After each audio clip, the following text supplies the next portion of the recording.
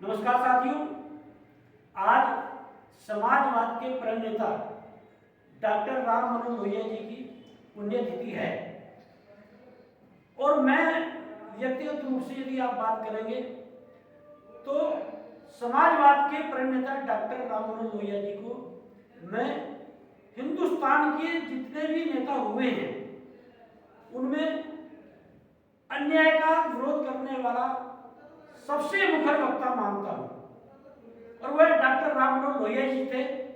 जब आजादी के बाद कांग्रेस का एक छत्र राज था, पंडित नेहरू प्रधानमंत्री थे और कोई उनके सामने बोल नहीं पाता था, लेकिन डॉक्टर लोहिया जो है वो मुखर वक्ता थे और जब संसद में जब लोहिया बोलते थे तो पंडित नेहरू को तैयारी करके आना पड़ता था और 3 आना बनाम 15 आना जो बहस है संसद में, वो लोहिया जी की बहुत प्रसिद्ध बहस रही है।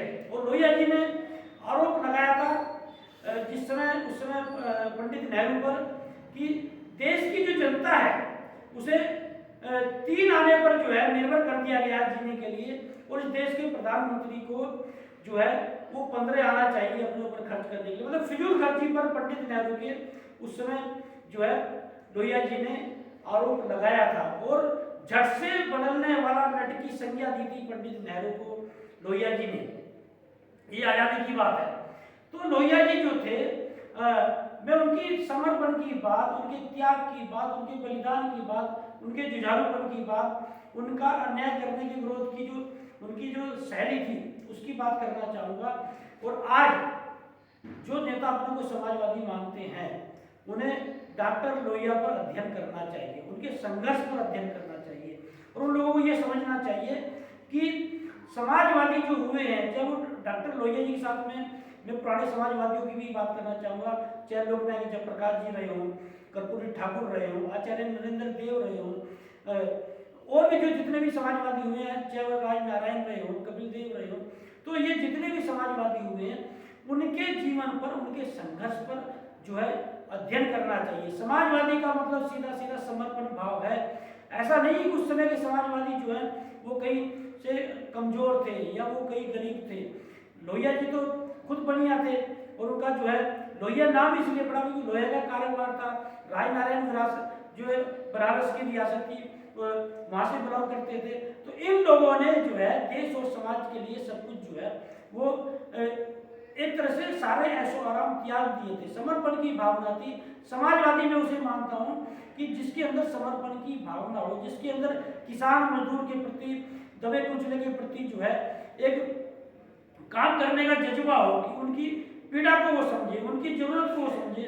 तो यदि आज देश की हम बात करेंगे, जिस तरह से देश में इस समय जो है अराजकता का माहौल है, दमनकारी नीति अपनाई जा रही है और विपक्ष के जो नेता हैं कहीं ना कहीं एक दबाव में देखे जा रहे हैं। जिस तरह से विपक्ष के नेताओं पर ईडी के छापे, सीबीआई के छापे और जो दुनिया भर के छापे, इसका सीधा से और जो आप देख रहे हैं, यदि मैं भले ही विपक्ष जो है बदलाव करने की बात कर रहा हूँ, इंडिया गठबंधन बन चुका हो, लेकिन पूरे 10 साल होने जा रहे हैं मोदी सरकार को, एक बड़ी रैली जो है विपक्ष मिलकर नहीं कर पाया है।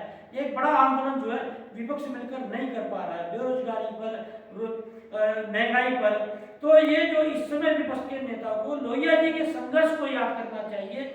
और जो लोग दल बदलू होते हैं, जो नेता छोटे छोटे स्वार्थ में दूसरी पार्टी में चले जाते हैं, जो नेता सत्ता का विरोध नहीं कर पाते हैं या सत्ता के दबाव में आ जाते हैं, उन्हें लोहिया जी का जो संघर्ष में याद दिलाता हूँ आपको।